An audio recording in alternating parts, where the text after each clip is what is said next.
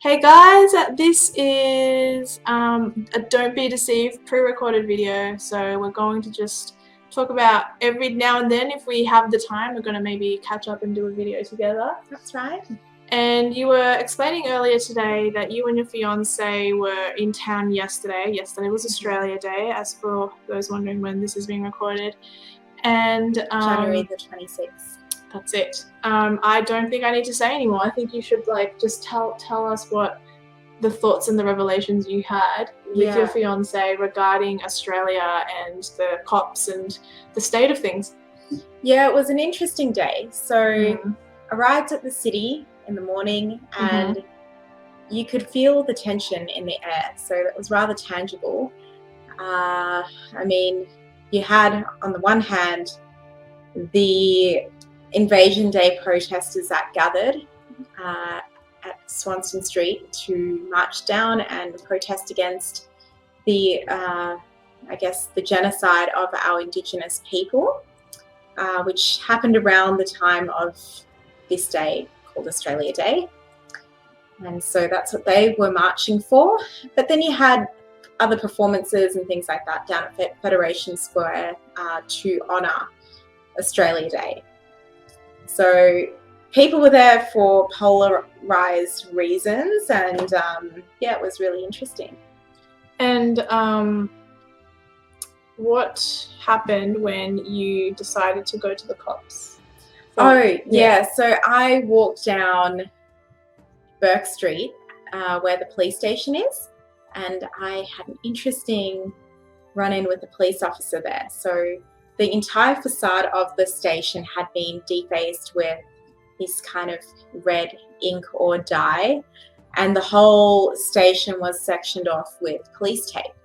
So I stopped to take a photograph of this, and when I did, one of the police officers from that station approached me and he explained what had happened, which was that the protesters walked by to do this, to deface the police station. And then he went on to explain that they actually asked permission from the station to do this. So it was a little alarming to hear that that Victoria Police allowed this to happen. Yeah. And it's sort of, we'll mainly focus on faith on this channel, but we'll bring up politics, of course. That's just part and parcel of being a Christian.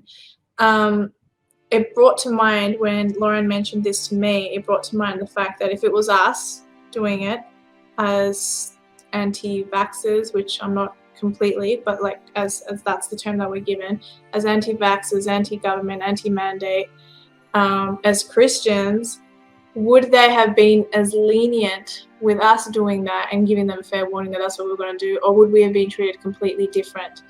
How did you, in the car today, explain that to me? Remember you mentioned your Go ahead. Yeah, so this is the thing. Going back a few years now, the freedom keepers in Australia were us and others. And others, many others. We were fighting for freedom of choice. We were fighting against mandatory vaccinations, also against discrimination of people who chose not to vaccinate.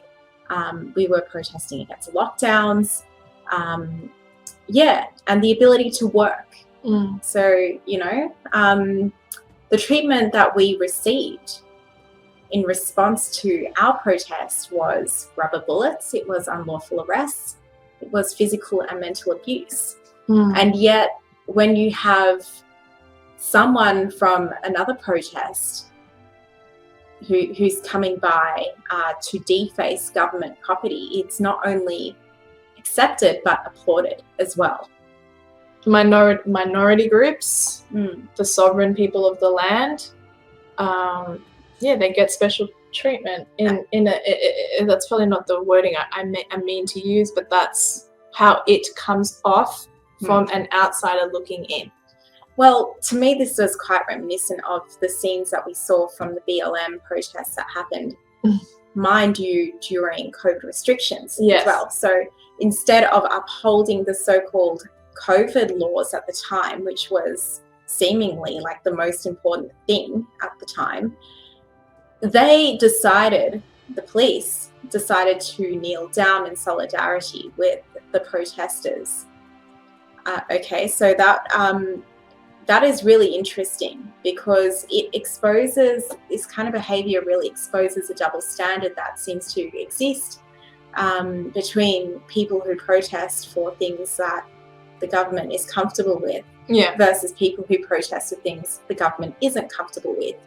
And my only point to kind of say in response to that is that if your protest isn't being met with brutality from the police force, from your government, it's likely to conclude that you're actually feeding into the political agenda of your government rather than against it. And the issue is, I think, time and time again, I don't know whether we'll have disagreement here. That's fine if we do. I don't mind disagreeing with you. But I don't personally see this as an attack on Christians, because anti-vaxxers, anti-mandate, anti-government people come in atheists, Hindu, Islam. A lot of people were saying this is strictly against Christians. I don't actually think that. But if we are going to experience this now for anyone, those people will be, if this is the future of what is coming, it will be, eventually it will be Christians who are specifically and strictly targeted, whereas in this capacity it was those who chose to say no. Yeah. What would you agree with that statement or not? With regards to the vaccine, do you think that what happened in the last couple of years was strictly targeting Christians, or do you think it was just targeting those who said no? I think it was just people who were saying no. We haven't gotten really to that stage. Not yet, no. But we've got a taste. We certainly got a taste of what discrimination looks like and what happens when you don't play ball with the government. So, so it was a really interesting scene to observe in the city yesterday. I kind of wonder, like, Claudia, what do you think about why this is happening? I saw it coming for years. Yeah, I did. I've been in this space for about, as a commentator, armchair critic, whatever you want to say. Not even an armchair critic, because I've been in the mess of things. I've physically been out there. But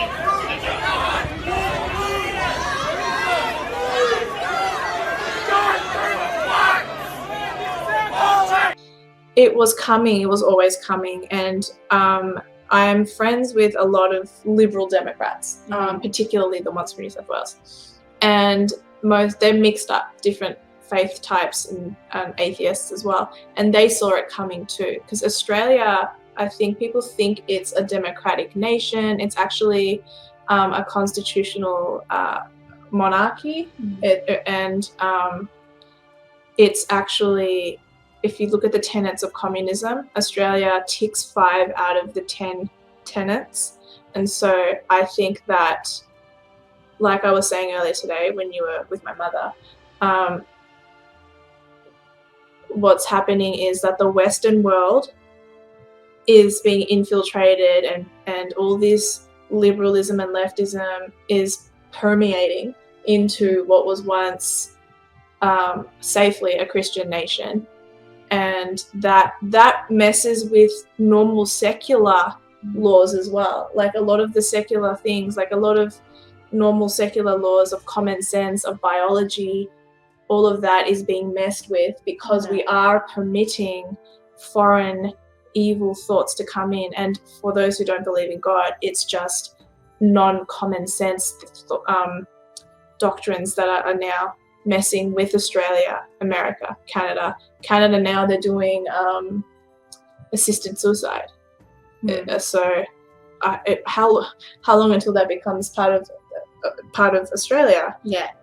It's lots of topsy-turvy. It's like a spirit of confusion. That's a great way to put it. And delusion. Confusion, delusion. Confusion and delusion. She's a rapper. Yeah, so it is very interesting, isn't it? I mean, it is. And you've been in the thick of it. Like, I've been in the thick of it, but I was luckily not arrested. You were. Yeah. This few times. Look at this little innocent face. Look how cute that is. My close friend, is a crimp. No, just kidding. But that's confusing. That doesn't make sense. You don't fit the psychological type of a criminal. Well, the police officer who had me in handcuffs actually made that remark. So I didn't even know that when I said that. Yeah. Yeah, he said to me, "You don't seem like the type to get arrested." Yeah. But this is a reality for so many people, so many everyday people, families, children, mothers. Everyone's been arrested for simply standing in a place they were supposed to not be at a time, This was just ridiculous to tell people that they couldn't move around, that they were limited to 5 kilometres, to 25 kilometres, to 10 kilometres, whatever it may have been. To have someone at the top of the pyramid go, "You can't walk here, you can't occupy space here." This is crazy. It's in our passport that we have the freedom to move anywhere. So it is. Impeding on that it's not on. But that was the other thing that was revealed to me. And as I was reflecting on Australia Day yesterday, this idea that we live in a democratic country is non-existent. It's a falsehood. It's a fallacy. Yeah. And that's all it's ever been, is an illusion. It's been a bloody good one, but it's been an illusion all this time. And I grew up in this country. I was born and raised here, and I always thought that this was the land of the free. It was the land of opportunity and democracy, but boy, was I wrong. And time has certainly proven that to be true after all is said and done with the past couple of years and the pandemic, so to speak. But yes, just behind the scenes on Australia Day, Mr. Andrews decided to cancel the Australia Day parade. And department stores like Kmart decided that they were not going to sell any Aussie Day merchandise to their customers. And it's quite clear that there is a push to eradicate Australian pride, to eradicate national identity. And this is something that they're working on to weaken us as a country. I believe it's like a Marxist type of shaming tactic that they're using. That's how I tend to see it. No, I would agree. What do you think? No, I made videos about it years ago about how we're being trained to not be proud of being Australian. Like, I can't remember the video, but it was my first year or two of making YouTube videos, and it was like an article that read that back in the day, girls used to love wearing bikinis that had the Australian flag on it, but now that's been on a strict decline. And it's a weird way to represent patriotism, but it used to be a thing. And it's not woke to do that anymore. No, it's just that was. If I can find that video, I'll pop it in the description below. But I'm not too fussed whether I find it or not. It's been I, like you, come from I'm a first generation Australian. So I don't come from the ancestors of the First Fleet or the sovereign people, as they say. I am someone who knows and understands how my father country, my mother country work. And my parents see the beauty and the dream of what Australia can be, what Australia was, what I see it disappearing into. It's becoming Australia, like, I could get teary talking about it, but Australia has changed. And it's very, very disheartening because I used to be not a leftist, I never was, but I used to say, oh, so many other better countries than Australia. I used to say that growing up, and then when I traveled the world, I've been all over the globe, Australia really is unique, and it had something special, but we are losing it, and people don't notice, or they notice, but they're not doing anything to fight for it because we have never had to fight. We're not like the French. We don't have that mentality. We're not like the Brazilians. We are too laid back to a very clear fault. Yeah. It's very, very true. Yeah. So people just get carried along. They get carried along with whatever the political agenda of the day is. Yeah. I support the current thing. Yeah. Literally. That's the best meme I've ever That is seen. the majority of Australians in a nutshell. It is. Yesterday at the Australia Day event lineup at Fed Square, there was nothing Australian about the performances. I mean, they were representing the multicultural aspect of Australia, which is all well and good, but like, what are we supposed to demonize the white settlers that built the infrastructure? Sure, there were ethnic people who helped. That's not a point that's lost on me. But we have the Westminster system, British. We have the infrastructures that we have the judicial system that we have the roadworks that we have. Is that all going to be dismissed? And like, what do you say to someone who says to you, you shouldn't be on this land, this belonged to someone else? Are we supposed to give it up to them? It's a very good question. I would like to ask them that because, I mean, at the protest yesterday, we saw heaps of signs saying abolish Australia. We saw signs, they were saying, what was the comment? Hang on, I wrote it down. I forget all of their little chants that they made. But they always was, always will be Aboriginal land. Which actually, by the way, not to be controversial, is not true, because before the Aboriginals there were the Pygmies who are completely, basically destroyed from the historical documentation. They were destroyed by most of the Aboriginal tribes, killed them for whatever reason. I don't know, land because they were smaller, whatever it is. They still exist in certain parts of New Guinea. There's some still around, but the Australian Pygmies are gone.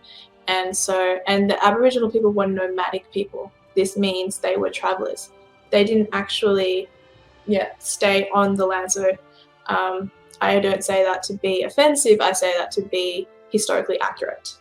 Well, that's a very interesting point because, I mean, their fight, their cause, what they're protesting for is the restoration of this land to be in Indigenous hands again. Which I understand. Yeah, look, we can understand it to a point. To a point.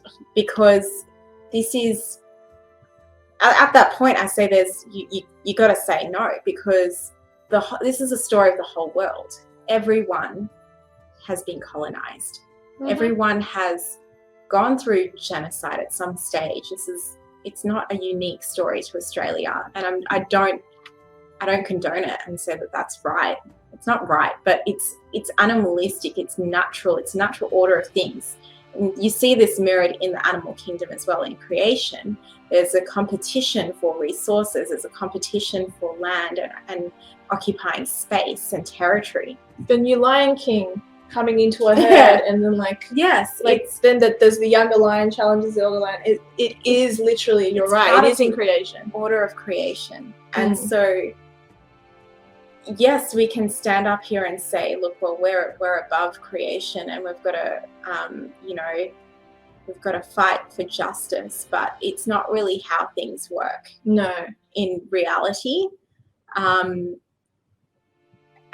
yeah, I mean, so much can be said about the Native Americans. Oh, absolutely. So much can be said about what happened in South Africa, in so many countries. Yeah, like she's mentioned South Africa. That's part of her heritage. I'm Spanish and I'm Colombian. So the Spaniards went to Africa. They grabbed slaves. They went to Latin America. And then between those three groups, Spaniards, natives, and blacks created the Latino people. Japan and the Ainu people. Canada, America, and the Native Americans. It's a story that can be repeated again and again and again, and it doesn't make it okay, as Lauren said. But at this stage, what are we supposed to do? Are we supposed to? We're here, like they do those declarations, those recognitions of land rights beforehand, and we have streets in Australia named after them. I'm not saying that that's a great balancing act of what's occurred, but what more are we supposed to do? Yeah. For those of you who complain about it, give your land to someone who is Aboriginal that you love and that you respect, and then you be on your way. Aside from that, what do you want? Yeah. Yeah. I don't understand a lot of what they are protesting for. Like, what I found really interesting was seeing people sitting in cafes that said abolish Australia, but they're sitting in the cafes enjoying Australia, enjoying a cup of coffee with their friends. And all of this was built because of the colonization. It was all paved for it's a fact. This purpose. So it's kind of hypocritical to say that you call for the abolition of Australia and yet still want to participate in the world. If that's the case, if you don't want to be involved in Australia, then maybe we should all just return to living in the desert and hunt for our food. I'm not saying that's a bad thing, but that's like, is that what you're asking for? What are you calling for? Yeah. Because I don't understand what you're fighting for. It's kind of interesting to me. And where do we move on from here? Exactly. I mean, that's a big question. So it was interesting to see all these people there. We also saw signs that little kids are holding, supporting the Black Lives Matter movement, which is a global movement, and it shouldn't be. It started off as an American movement. Why do we have it here when here in Australia we offer our I say our, like I wasn't part of the first fleet, neither was she, but the Aboriginal people and Torres Strait Islanders are offered app study. They're offered homes to live in. They're certainly given every opportunity. So what is where do we go from that? Because in my opinion, that's more racist, that we're offering you that. I would rather, because I believe in you. I believe in your intellectual capacity. I believe in your work capacity. I don't think you need the pity. No, the pity. Yeah, you don't need to be infantilized like that. Like, let's get you work. I'm sure you can. I don't want to be treating you like you're lesser. That's what the government's actually doing. That's how I feel it. 100%. Yeah, it's definitely interesting. I mean, it to me, I think that there's something deeper going on beyond this cause. I think that the Indigenous people, I'm afraid to say that I think they're being used again for political agenda and not for the honest motivations that they're actually speaking up for. So, this idea of weakening the country and national identity is just it's just the what they're achieving with an angry group of people. And don't let them Yeah. Don't let them paint you and don't let them place you in the narrative that you are lesser or that you are a victim because this and that, because they are probably doing their very best to use you without you realizing that that is what is happening. Yeah, it's all happening right under your nose. Yes. As far as I'm concerned, I want to remember Australia as a place where we should be living in freedom and democracy, and I think we should try our best to emulate that in our personal lives as much as possible, even if our government doesn't want that for us. Yeah, that's how I want to remember Australia. That's a great way to remember Australia, and I agree, because I want to see the beauty of this country the way my parents saw it when they came here off the boat, you know. And you know, you are a person of color, as the phrase goes. I would be considered to some, depends who you ask, but to some I'm not considered a person of color, to others I am. Either way, I'm a first generation Australian, and I do not view myself as a victim. I'm pretty sure you don't. No.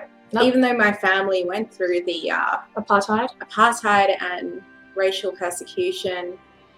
I mean, you're still not a victim after all that racism? I've been called racist for not supporting BLM, even though my family is part black. So to me, that's rather astonishing. But I think these people just they don't think beyond what they're told to think. Yeah, that's how I kind of feel. Yeah, it was really interesting. I mean, yesterday as well, just another thing to comment on, there were only a couple of people who were standing there with their Australian flags. Sad. There was one guy who had to have a shirt made that said, "I'm a proud Anglo-Saxon." Good. Have pride. That was really interesting. And he said he, you know, had a chat with him, and he was really sick and tired of being told that he can't be a white man in this country, and be proud of that. And be proud of that, and live peacefully with that. But no, it seems that if you're a white person, if you're not positioning yourself for the cause of Invasion Day or whatever it might be that they go on about in the Socialist Party, yeah, you're just a target. You're just a white man who is, what do they say about them? Racist. They're racist, that they're far right, that they're Nazi lovers and all that kind of stuff. It's funny because you can say black pride, no one bats an eyelid. That's a great thing. Good, be proud of that. I mean, you had no control of ending up black, but cool, be proud of what it entails. Latino pride, sure, be proud of the culture, the language, whatever. Things you have no control over, but still be proud of it. Asian pride, sure. But then you say white pride or white power or whatever it is, it becomes, I don't bat an eyelid anymore, but back in the day that I would have been conditioned to believe that was somehow a racist statement. I don't now. Yeah, and you don't either. No. You think it's okay for a white person to be proud of that? Absolutely. I think it's great to embrace who you are. I mean, at the end of the day, it's not about having pride at all. We don't want to have a spirit of pride. We want to be humble, but we want to. We are embracing the way that God made us. We are made in His image, and we're all a diverse tapestry of God, and that's something to embrace, not to shame one person and embrace another. Like, that's not cool. And I think that's just reverse racism. It's like doing the opposite thing and thinking you're going to get a better response. It's just flipping it over. It's not achieving anything. And I love that. And she says reverse racism. I just say racism, but yeah. It is racism. Yes, you're but right. It's technically reverse racism because of the structure of it and how we've been conditioned to understand it. But it is just racism. Yeah, it is. Well, that's a great place to leave it, I think. That so? I think that's a great place to leave it, because you've mentioned the pride, the spirit of pride, and we don't want to have spirit of pride. And being made in the image of God. That was. So she always takes it back to the Bible. Why? She's my co-host now. I do my best. No, you're so good. Like, well, hopefully, anytime you're in Melbourne, we can do one little catch up like this. Yeah, it'd be great. Talk to the camera Yeah. and talk about something that we both agree on or disagree on. But in this case, Something we interesting that's happened. Yeah, just a commentary. Oh, Yeah. the other thing I'd like to just comment, going back to that police officer that I spoke about, he actually said that this is how they roll these days. Like the Victoria Police actually, just bows down to whatever's going on with the political should we call? situation. Should we call and let them know that we're gonna like do the Yeah, same thing I in a know. couple of weeks' time, but we just happen to be anti-mandate? I think that's a great idea. What will the response be? I just want to like pour a can of Coke over your building. Will you let me do that? Coke is toxic. Yeah. We need to get rid of all Coke. Yeah. On another Coke note, they drink, yes. not the Coke that. Although That too. which is what I meant, but works both ways. All right, that's a great place to leave it, but we're giggling. I'll put this up. This video won't have too much editing because it's pretty good. Bye, guys. Bye-bye. Great chatting.